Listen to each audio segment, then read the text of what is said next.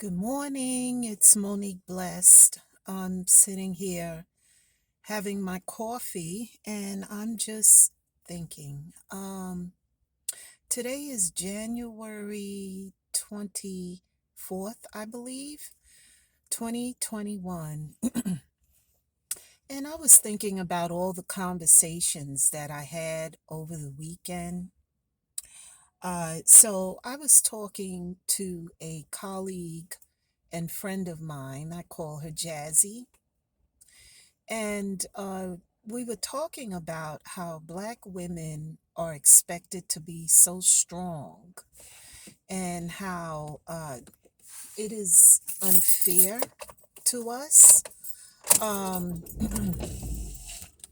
and that sometimes, like all women, all we need is a hug, some support, and as Jazzy said, a little TLC, tender loving care. I have known Black women that have raised five and six children and four children by themselves. And there's something about that that just goes against the laws of nature. And did it take its toll on them? Of course it did. They ended up with all kinds of health problems. Some are deceased now. Um, But it just seems like when it comes to love and relationships for Black women, it's a precarious situation. It's like we're caught in this, I don't know why, but the word quandary comes to mind. You,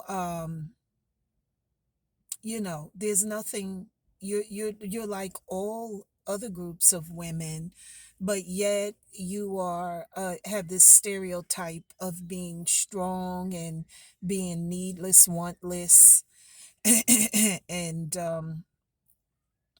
desireless, and being able to handle anything that comes your way.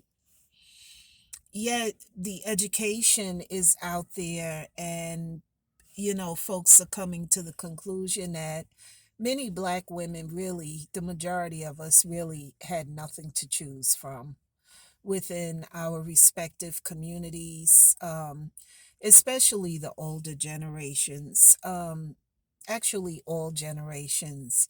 But my focus is on those late 40s, 50 plus, 60 plus. Um, we were expected to be supportive of our men no matter what, so that they can maintain or help them to maintain their integrity and manhood. And in the end, unless we had children, many of us were left standing there alone. And sometimes to see the disrespect coming from Black men toward Black women, it is heartbreaking. I'm sorry, guys. I'm getting a little emotional.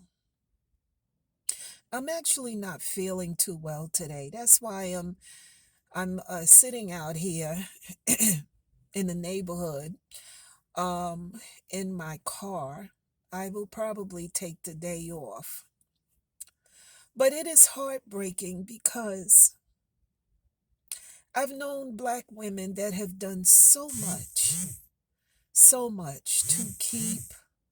um, to keep the Black family going, to keep Black boys who eventually grew into Black men alive,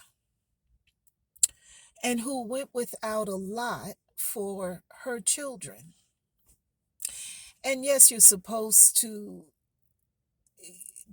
a certain extent do that, but it didn't mean that you were desireless, wantless, needless. But for some reason, with your social conditioning and being socially engineered, we continue to look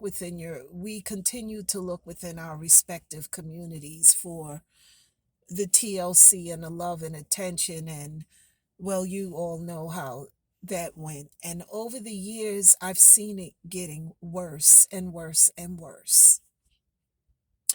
And sometime, me and my friends, we sit back and we talk about it. And one girlfriend said, "Oh, we raised some sorry little boys. I don't know what happened." And then I said, "Well, the problem is they've seen their mothers struggle and take on the world. So that's how they see Black women, as women who are good for struggling, um, because their mama did it, their grandmama did it, can handle everything, including being pregnant and going to work until you drop the baby. In in other words, have the baby, sorry." So their impression of Black women is that, well, they're good for struggling, but when I get some money, some position, and what have you, then, you know, the daughters of other races of men are good for TLC or putting in the mansion or the big house. And they need to be provided for and taken care of, and, protect the three P's: protected, produced, and provided for. And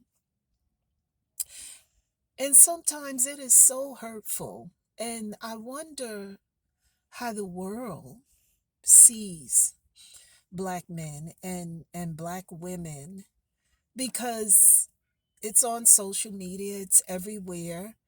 And there are some people of other races that educate themselves and they say, well, there's a lot that goes into this, and Black women have a range of emotions like all other women, but they've been forced to go without the most. Um, but I think across the board that it causes other communities who are not educated in the matters of Black folks to lose respect for all of us. You guys wouldn't believe the conversations I've had with other races of women about Black women. I'm not going to get into that right now, but yeah, because if I get into that, I'm going to have to explain it in a little bit more detail. Um, you know, I want to remind Black women, though, as you go forward, and please, older Black women, 40s, 50s, 60s plus, if you've been single for a number of years, do not give up. Black women are some of the most resourceful, um, beautifully spirited women, giving women that I've ever encountered. Empathetic, sympathetic. Now, not every last one of us, of course, that's ridiculous, but we have been the backbone of the communities, and a lot of us are alive today because of Black women. Let's face it.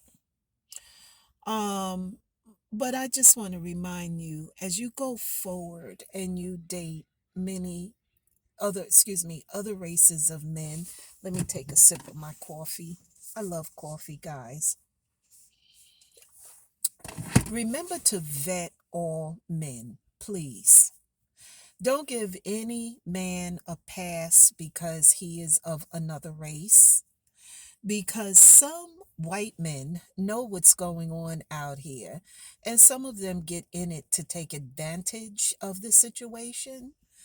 So, use all that you have to offer: your beauty, your femininity, your thoughtfulness. Use that to vet all men and find the best deal for yourself. Let's learn from other races of women. Put yourself first, second, third, fourth, fifth, sixth. You guys get the point. Um, and I'm going to stop right there. I'll try and post another video today, being that I'll be home. Okay, guys, have a great day. Monique Bless signing off. Bye now.